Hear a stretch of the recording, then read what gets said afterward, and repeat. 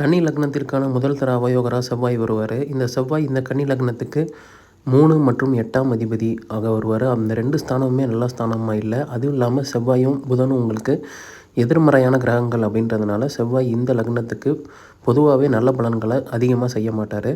இந்த செவ்வாய் இந்த லக்னத்துக்கு 6ஆம் அதிபதி என்று சொல்லக்கூடிய சனியோட சேரும்போது அவங்க 2 பேருமே நல்ல பலன்களை செய்ய முடியாத ஒரு நிலைமையில் கண்டிப்பாக இருப்பாங்க. இந்த சனி தனிச்சிருந்தால் கூட 5வது வீட்டு பலன்களை செய்வார். ஆனால் இங்கே அவர் செவ்வாய் கூட சேரும்போது ஒரு 8ஆம் அதிபதியோட சேர்க்கைன்றதுனால அவர் 6ஆம் அதிபதி போல் செயல்பட்டு நிச்சயமாக கெடுபலன்களை கொடுப்பாரு. இவங்க 2 பேரும் சேர்ந்துக்காமல் இருக்கிறது நல்லது. அதே மாதிரி ஒருத்தங்க பார்த்துக்காமல் இருக்கிறதும் நல்லது. பொதுவாகவே சனி தசையில் செவ்வாய் புத்தியோ இல்லை செவ்வாய் தசையில் சனி புத்தியோ இந்த கன்னி லக்னக்காரங்களுக்கு பெரிதளவில் நற்பலன்களை கொடுக்காது.